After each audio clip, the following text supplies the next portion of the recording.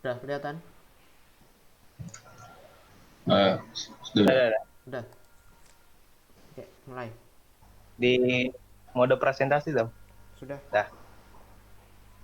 Assalamualaikum warahmatullahi wabarakatuh. Waalaikumsalam warahmatullahi wabarakatuh. Jadi di sini kami akan mempresentasikan tentang protokol RIP dan OSPF. Sebelumnya perkenalkan, nama saya Fatin Al-Ghifari. Nama saya Zainuddin. Fauzi dan Iqbal Gifari. Oke, nama saya Zamuddin. Dan Oke, bisa dilanjut. jadi lanjut aja biar cepat.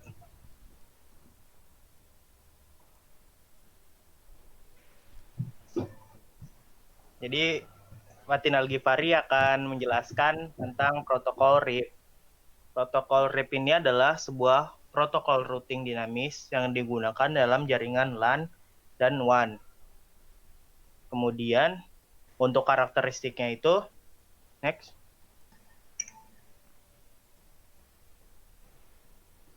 Untuk karakteristik dari protokol RIP ini adalah protokol RIP menggunakan distance vector.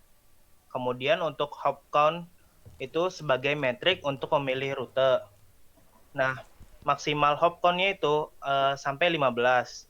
Kalau misalnya ada 16 gitu, itu yang ke-16 akan dianggap unreachable. Kemudian untuk table routing update-nya itu default-nya 30 detik sekali. Kemudian RIP versus 1 itu tidak mengirimkan subnet mesh pada update.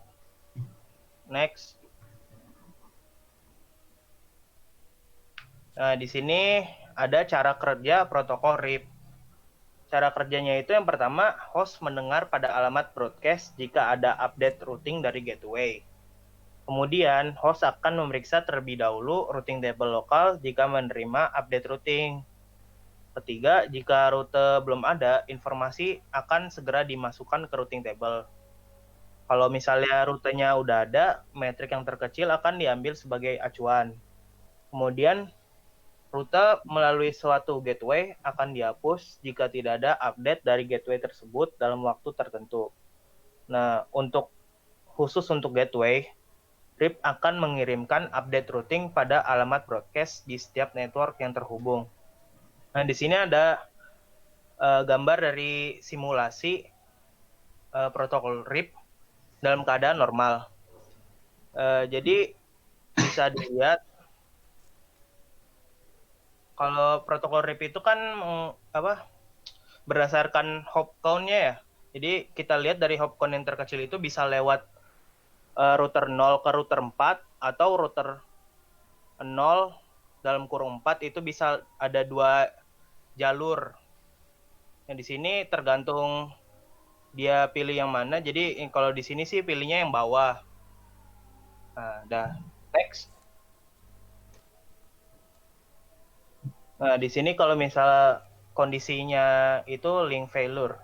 Nah, yang link failure-nya ini ada di router 5.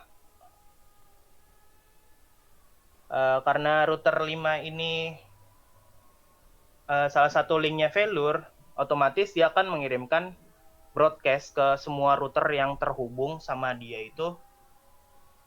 Kalau misalnya jalur ini tuh nggak bisa dipakai, jadi kamu harus pakai jalur yang lain. Maka otomatis di sini pesannya itu bakal dikirim lewat router 0 ke router 4 dan sampai ke PC 2. Next. Kalau untuk kondisi not failure, di sini sama yang not failure-nya ini di router 5. Nah, dia bakal sama aja, bakal ngirim broadcast ke seluruh router-router yang terhubung. Kalau misalnya kedua jalur yang terhubung sama router 5 itu tidak bisa dipakai. Jadi otomatis yang digunakan sebagai saling berhubungan itu, pesan itu yang paling cepat itu dipakai router 0, router 4 dan sampai ke PC 2. Next. Oke, di sini saya Azamuddin ingin menjelaskan OSPF. OSPF sendiri ini kependekan dari Open Shortest Path First. OSPF adalah protokol dynamic routing atau routing otomatis yang mampu mengatur, mendistribusikan, dan menjaga informasi routing antar network mengikuti setiap perubahan jaringan secara dinamis. Karakteristik dari OSPF sendiri adalah merupakan link state routing protokol sehingga setiap router memiliki gambaran topologi jaringan. Yang kedua, menggunakan Hello Packer untuk mengetahui keberadaan router tetangga atau neighbor router. Yang ketiga, dapat bekerja dengan konsep hierarki karena dapat dibagi berdasarkan konsep area. Yang keempat, menggunakan cost sebagai metrik dengan cost terendah yang akan menjadi metrik terbaik. Yang terakhir, tidak memiliki keterbatasan hop count, tidak seperti RIP yang hanya bisa menjangkau 15 hop count. Lalu untuk cara kerja OSPF sendiri, yang pertama, setiap router harus membuat link state paket terlebih dahulu atau disebut LSP. Kemudian LSP didistribusikan ke semua neighbor menggunakan link state advertisement atau LSA. Lalu masing-masing router menghitung jalur terpendek ke semua neighbor berdasarkan cost routing. Lalu jika ada perubahan tabel routing, router akan mengirimkan LSP ke DR. LSP yang akan didistribusikan oleh DR ke router neighbor lain dalam satu area, sehingga router neighbor akan melakukan perhitungan ulang. Oke, di sini ada kondisi failure pada OSPF. Untuk link failure-nya berada di antara router 196841 dan 196861. Di sini ada link failure. Seharusnya paket akan dikirimkan melalui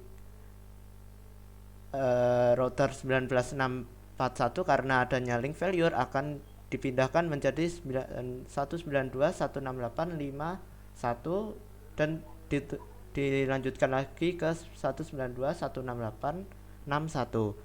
Ketika node failure, kita menggunakan router yang sama, maka harusnya dikirimkan ke 192.168.41 akan dialihkan ke 192.168.51. Untuk selanjutnya deskripsi masalah, silakan Mas Fauzidan.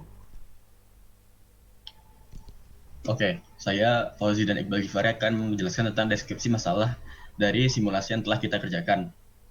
Pertama, ini deskripsi masalahnya adalah ketika sebuah router atau link pada suatu jaringan dimatikan, router akan mengirim update tentang RT routing tabelnya ke router lainnya berdasarkan protokol routing, RIP ataupun OSPF.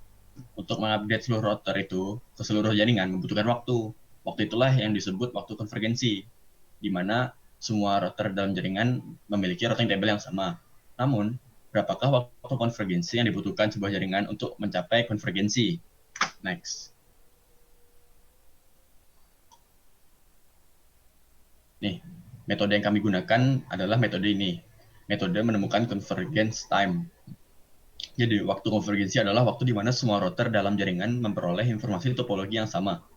Untuk menentukan waktu konvergensi adalah dengan melakukan ping ke suatu router atau komputer. Kemudian matikan link atau interface yang sedang di-ping. Kemudian hidupkan kembali. Kenapa kami mematikan semua link pada router? Karena jika hanya mematikan satu saja, memang terjadi perpindahan jalur paket. Namun itu hanya IP atau link yang dilewati oleh paket tersebut, tidak. Jadi artinya bukan convergence karena bukan mencakup seluruh router yang ada di jaringan. Jadi kita memilih mematikan, kemudian menghidupkan lagi, karena itu semua router itu akan mendapatkan informasi tentang router yang baru dihidupkan tersebut. Dan karena kedua tindakan itu sama-sama mengirimkan paket RIP atau OSPF ke semua router atau mengadvertise. Kemudian cek ada berapa ping yang gagal dengan asumsi satu ping sama dengan 1 detik. Jadi misal ada satu connection unreachable atau destination unreachable atau RTO request timeout itu dihitung 1 detik. Lalu terapkan metode di atas pada routing RIP dan OSPF. Kemudian saya akan melakukan simulasi dengan paket tracer.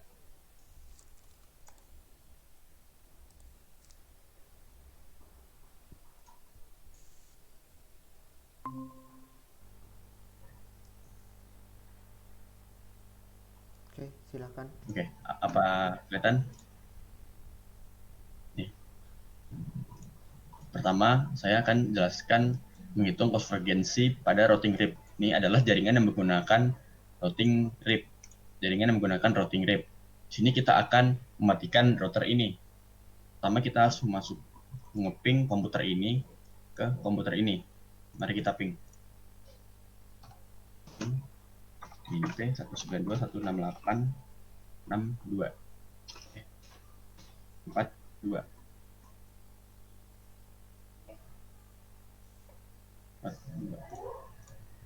Nah, kita ping.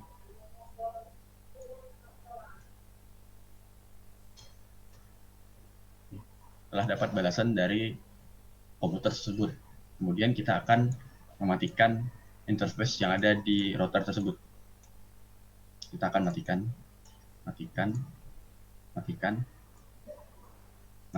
terus kita nyalakan lagi. Nah, kita lihat berapa detik paket yang rusak, pingnya rusak. Nah, setelah mendapatkan hasilnya, kita dapat menemukan ada 1, 2, 3, 4, 5, 6, ada 6 ping yang gagal. Artinya jaringan tersebut membutuhkan 6 detik untuk mencapai titik konvergensi, atau waktu konvergensinya adalah 6 detik. Nih. Kemudian untuk routing OSPF, nih, dengan cara yang sama kita lakukan seperti tadi. Kita akan melakukan ping.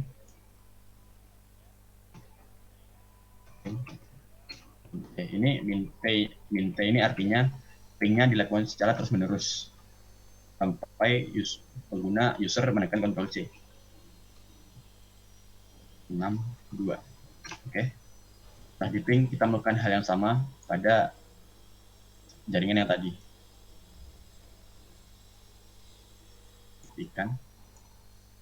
Matikan, hidupkan lagi.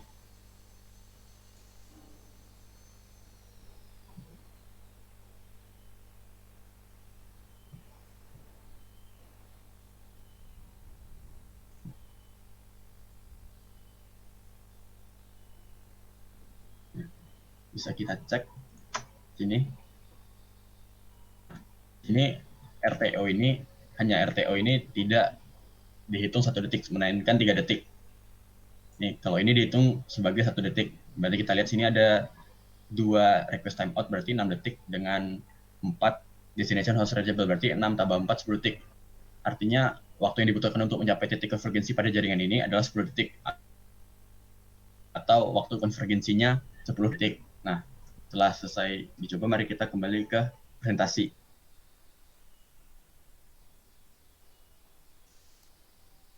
Yuk, saya kembalikan ke presentasi. Oke, sudah masuk ya. Terima kasih untuk teman-teman semua. Sekian dari kelompok kami. Semoga video kami berguna. Assalamualaikum warahmatullahi wabarakatuh.